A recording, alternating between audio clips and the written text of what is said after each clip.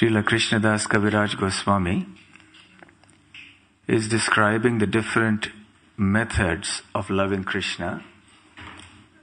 Specifically, he's talking about the 5 different kinds of mellows or rasas in which Sri Krishna is loved by the pure devotees of the Lord. And having made a brief comparative study of them in 2 verses, he concludes that the Shringara Ras, the Madhur, which he calls the Madhur Ras because of its sweetness, is actually the best. Although every devotee in whatever mellow he or she is situated is perfectly happy and satisfied, Kaviraj Goswami explains that by an objective analysis of these 5 rasas, we can understand that due to its extremely high taste, the Madhur Ras, the Madhurya Ras or the Shringara Ras is considered the best among all the rasas. And this Madhura Ras, the rasa of intense sweetness, is further subdivided, Kaviraj Goswami says, into 2 parts: wedded love and the love outside of marriage, unwedded love. Because this is the conjugal love between the devotee and Krishna. It's a very unique thing to love God as a lover.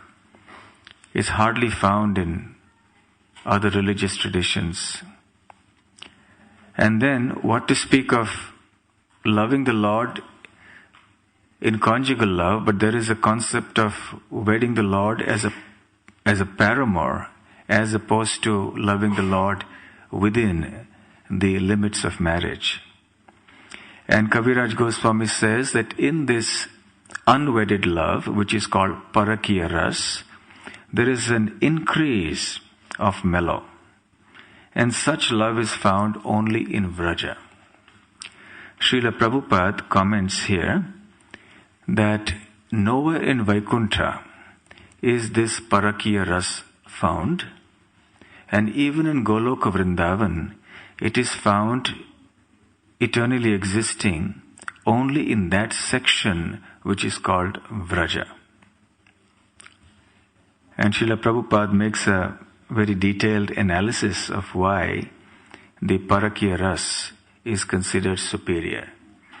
These are very elevated topics, but nevertheless, since Srila Prabhupada, the subject is such, and Srila Prabhupada has given extensive comments, we'll try to speak a few words about this.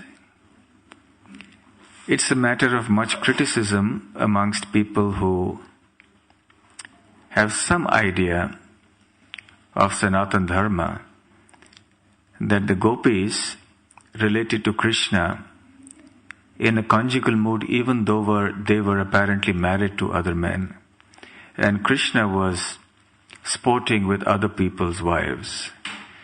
So this is a matter of controversy amongst people who are not familiar with the conclusions of the scripture. So I would like to try to explain in as simple a way as possible, as I can, this whole concept of Parakiya Ras, because that is the topic here, and why it is actually not something to be condemned. On the contrary, in relation to Krishna, it is the most exalted position that a devotee can achieve. Let's start with a simple analogy. Let's take the situation of a husband and wife of this world who are properly married, and they decide to take part in a drama. And in that drama, the wife becomes a husband of some other man. And her real life husband is her paramour. He is the man that she loves, even though he is not her husband, in the drama that is. Now picture this situation. In the drama, this lady is simply acting as the other man's wife. Of course, she knows very well that this man is not my husband, and that man knows very well that this lady is not my wife, or we're just taking part in a drama. On the other hand, that lady's real husband knows that she is my wife, and this lady knows that he is my real husband. So they don't feel any sense of guilt, actually, because they associate, they meet secretly, and so on. Let's extrapolate this analogy to the pastimes of Krishna. Krishna and Srimati Radharani are eternally together. They are the eternal youthful couple living in the spiritual world. Radha Krishna Pranamola Yugala Kishore. They are Yugala Kishore, the youthful couple, live always together. Of course, in the spiritual world in Goloka Vrindavan, for God, for Krishna, there doesn't need to be a concept of marriage. The concept of marriage is something that has been created for this material world to ensure morality. And in the spiritual world, Lord Krishna doesn't need to be married to Radharani. Radharani is his internal energy. There is nothing separate from or outside of Krishna. And Krishna is eternally with Srimati Radharani, but when they come to this material world, then it may appear that they are born separately, and then they meet each other for the first time at some place in a situation, given situation, and so on. But this is just for the sake of pastimes. But even in the spiritual world, just to increase the excitement of the conjugal love, Krishna arranges that Srimati Radharani is married to somebody else. So the whole of Goloka Vrindavan, and basically all of Krishna's pastimes in Vrindavan, are one big dramatic performance in which everyone is absorbed in their respective roles. But at the same time, ontologically we can understand that Srimati Radharani is not actually anybody's wife. She is not the property of anybody else except Sri Krishna. This is what actually is happening in Goloka Vrindavan. Therein, she has a so-called husband whose name is Abhimanyu. She has a so-called mother-in-law whose name is Jatila. And she has a sister-in-law whose name is Kutila. Now these are names that also mean something. The word Jatil means very difficult. Kuti means very deceitful. So Jatila and Kutila play those roles to nourish and expand Krishna's conjugal pastimes. Just imagine the situation. You have a lady married to someone, and the mother-in-law and sister-in-law are very deceitful, very cunning, very crooked, very harsh, and ever watchful that their daughter-in-law or sister-in-law doesn't consort with anyone else. They always suspect that she's going out with somebody else, so they keep a hawk's eye on her. And still somehow, now Krishna finds a way to meet her. It increases the excitement. So all this has been arranged by the Yogamaya potency of Krishna to just nourish or increase the mellow, the excitement, as Prabhupada mentions here. It increases the excitement of the conjugal mood. Of course, when such a parakiya mood is exhibited in the material world, in Prabhupada's words and other places, it is abominable. So naturally, such things cannot take place here if one wants to live a moral life free from sin and free from suffering. For human society, relationships, if at all, have to be done only within the setup of marriage as prescribed in the scripture, and not outside of marriage under any conditions. So this is a law established for humanity by Krishna. So Parakiya Ras is to be seen only in relationship to Krishna and Krishna's pastimes. The morality of this world, of course, doesn't impact Krishna. So Jatila, Kutila and so on are very busy in their own affairs and also trying to see that Radharani should not meet Krishna. So this is how Krishna enjoys the Parakiya Ras even more. In the Swakiya Ras, that excitement is lacking. Actually speaking, in the Bhakti Ratnakara it is explained that Abhimanyu, the so-called husband of Krishna, of Radharani, he only has a conception that Radharani is my wife. But he cannot even touch her shadow. What to speak of touching Srimati Radharani, he cannot even touch her shadow. And he's so ashamed that all the time he's serving his cows and he's with the gopas and the cowherd men. And he's busy all day. And Kutila and Jatila are busy with household activities, making the cow dung cakes and so on. And so somehow Radharani finds some time to escape, and even though they are very vigilant. And then somehow Krishna sometimes slips into the house. So this is the kind of drama that's going on in Goloka Vrindavan. This is what the spiritual world is all about. God likes to play these kind of dramas because He is Rasika Shekhar. He likes to enjoy and relish transcendental mellows. In fact, Vishwanath Chakravarti Thakur explains that none of the gopis' husbands actually could even touch them. Yogamaya created mystic doubles, Mayic doubles of the wives with whom the husbands consorted. Because these gopis are the internal energy of Krishna, they cannot be touched by anybody else. Just like when Ravan kidnapped Sita, he couldn't actually touch Sita. He kidnapped the lady known as Maya Sita, Vedavati. And this is explained nicely in other sections of the Chaitanya Charitamrita. The original Sita is only meant to be with Ram. Similarly, all the gopis of Vrindavan are not ordinary souls. They are the internal energy of Krishna and meant exclusively only for Krishna. No one else can even touch them.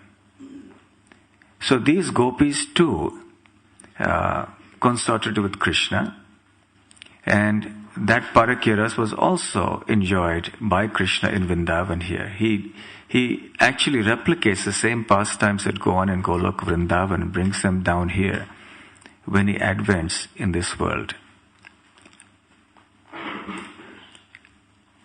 In many places, it is described that because the jiva is Prakriti and Krishna is Purusha, the enjoyer, therefore all jivas should consider Krishna as their husband.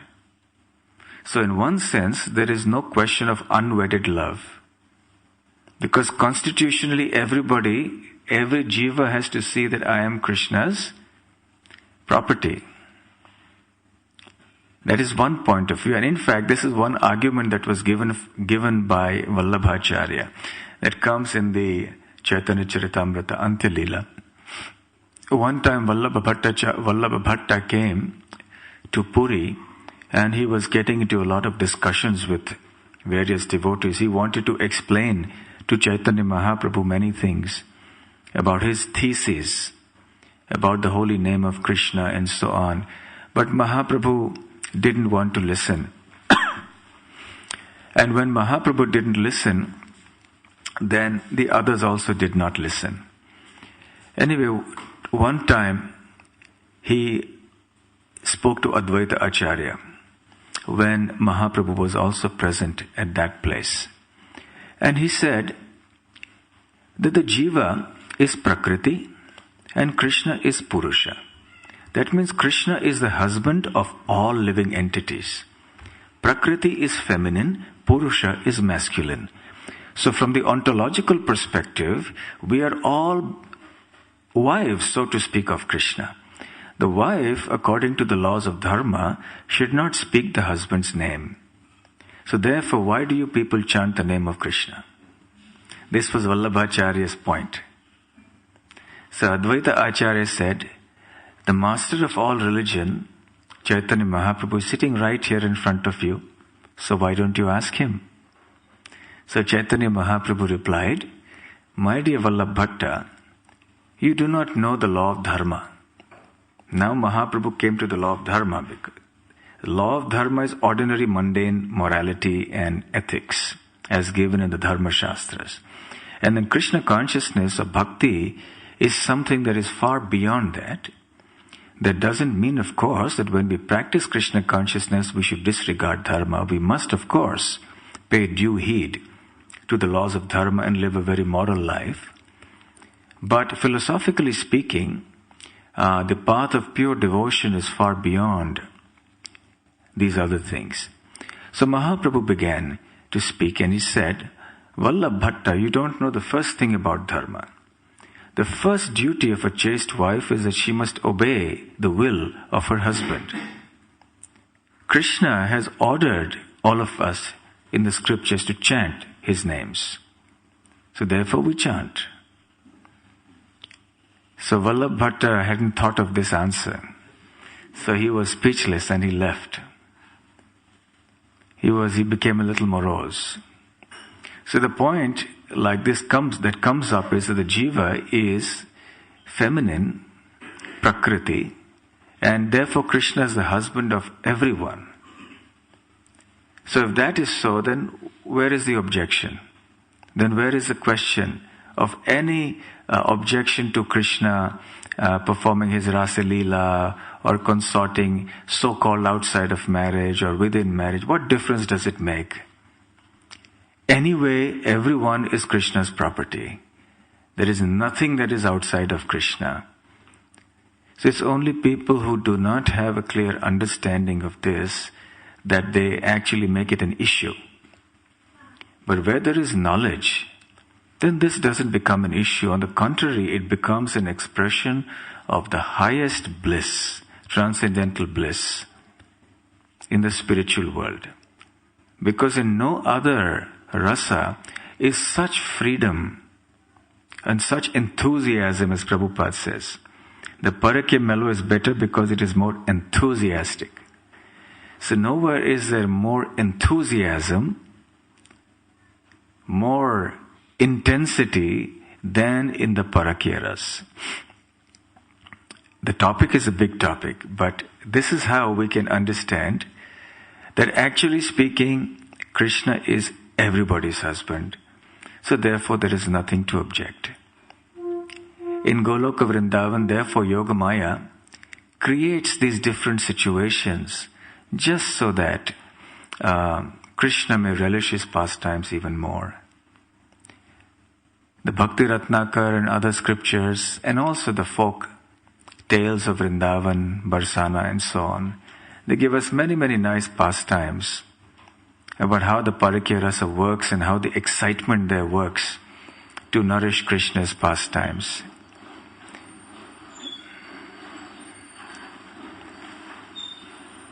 In the Nectar of Devotion, Srila Rupa Goswami narrates one such pastime.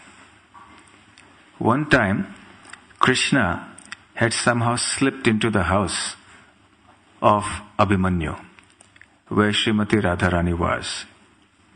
And Jatila and Kutila were busy somewhere looking after the household cows, and Abhimanyu was away somewhere, and Krishna stole into the house, and Abhimanyu was heading back to the house, and Krishna found out that Abhimanyu is coming back. So there was all excitement now, what to do now? Abhimanyu comes back into the house and I'm in the house, there's going to be trouble. So Krishna is of course Krishna, he can do anything. So he disguised himself as Abhimanyu. And then he went up to Jatila and said, "Mother, this Krishna is very cunning. Be careful of him. Just see, he's coming down the road disguised as me." And Jatila believed him. Yeah, really? She took up a broom and she waited at the door. And when her real son Abhimanyu came, she pounced on him. "You deceitful wretch, you dare to come and spoil my house? You want to come and be with my daughter-in-law?" And she started beating him. And Abhimanyu was hard-pressed to explain, "My mother, what is wrong? I'm your son." But she would have nothing of it, and Abhimanyu had to flee. And this picture is here in the Nectar of Devotion. You see this picture? This side? And Jatila is there, and the real Krishna is behind, dressed as Abhimanyu. And he's hiding a smile. And Jatila is beating her own son, Abhimanyu. So these are the pastimes that go on in Goloka Vrindavan, in the Parakeras. And another time it so happened that Krishna was feeling separation from Srimati Radharani. So he wanted to meet her, but Jatila and Kutila were big stumbling blocks. There were thorns in his path and he could not meet her. So he was lamenting. So his dear friend Subal Sakha, the cowherd boy, he said, "Krishna, don't worry. We don't want to see you unhappy. I'll arrange for a meeting of you with Radharani. So don't worry." "But how will you do that?" "No, I'll work out a way. See, I look, my age, my form are all similar to Srimati Radharani. So I'll work it out." So Subal Sakha went in to the compound of the house of Jatila. And Jatila espied him and said, "Hey, you, I know who you are. You are the friend of that debauchee there. So I'll make sure you don't come in here. Go away from here." So he said, No, I'm looking for my calf. Maybe the calf has gone in somewhere." He said, No, your calf has not come here. Go away." But he said, No, please let me look for my calf." She relented and said, "All right, go into the Goshala and see. And if you find your calf, take the calf away. And I'm busy making the cow dung cakes. So I'm busy, you do your work and quickly go from here." So Subal Sakha quickly stole into the cowshed, and from the rear entrance of the cowshed he went into Radharani's balcony and into her room. And there he began to explain to Srimati Radharani about Krishna's condition and how he was lamenting. And she was moved and she said, "Okay, then I should go to see Krishna. But alas, how shall I go? My mother-in-law and sister-in-law are keeping such a vigilant eye on me."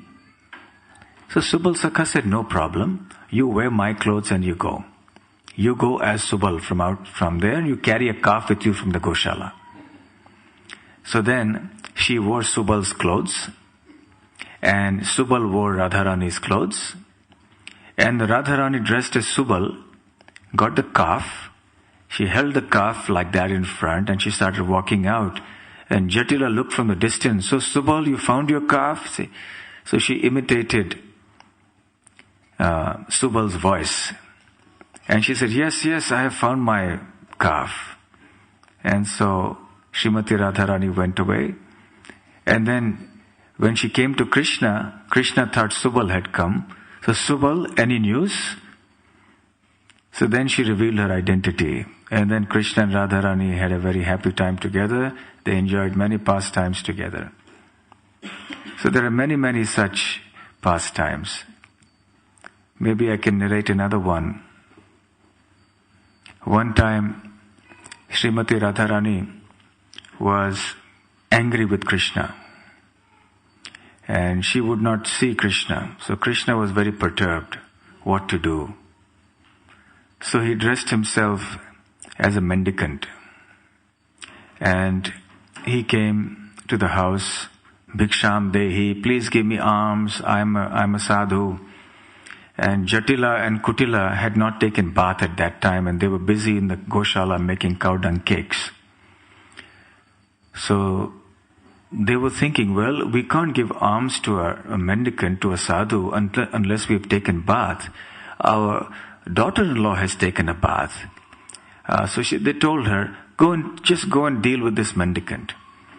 But Radharani said, no, I don't go out to see men other than my husband. But then Jatila said, then you wait, she told the mendicant. Mendicant said, I'm in a hurry. I can stay in one house only as long as it takes to milk a cow. And then I have to go. Now Jatila was feeling anxious that if you turn away a sadhu and don't give him any alms, then that's sinful. So then she told her daughter-in-law Radharani, anyway, just go there. Go and give him some alms. So she came out and she gave some alms. And as she was putting some alms, he said, I don't want any other alms. I just want the alms of her anger to be put in this vessel. Then she understood who it was. And she took the plate of alms and placed it on his head. And then Krishna was very happy with those alms. These are the pastimes that go on eternally in Goloka Vrindavan. That excitement of her slipping out on the pretext of worshipping Suryadev, because it is said that all young ladies, they should worship the sun god. So Radharani would go out along with her girlfriends to worship sun god. And they would use that as an excuse to slip away and then meet Krishna somewhere. Another pastime that comes to mind is, one time Krishna was at home and he saw Mother Yashoda packing some clothes and jewels and everything into some box. Mother, what is this? What are you packing and for whom is it? Krishna, is not your business. You just do your work. You just go and play. Mother, what is it? Please tell me. So she wouldn't tell. So Krishna hid outside the window and he looked inside and he understood that she was sending clothes and jewels for Srimati Radharani. Why? Because Durvasa Muni had given her a benediction that whatever food she cooks will be like nectar, and whoever eats that food will live a very long and healthy life. So ever since that time, Mother Yashoda had arranged for Srimati Radharani to come and cook for Krishna. But now Mother Jatila was being a thorn, so Mother Yashoda was thinking that I must keep Jatila satisfied. So she would send her gifts from time to time. So today, she was packing a lot of valuable jewels and clothes for Radharani to be sent to Jatila. So Krishna understood this. So he talked with his friends and they hatched a plot. So they quietly entered in. They opened and saw all kinds of wonderful clothes and jewels. So Krishna then got inside the treasure chest. It was closed and then it was taken to, it's like Vrindavan. The birds of Vrindavan are there. It increases the excitement even more. And the birds are conveying all messages. Yogamaya has so many parrots all over who convey these different messages. Where is Krishna, where is Radharani, and all kinds of conspiracies are being hatched in Vrindavan daily.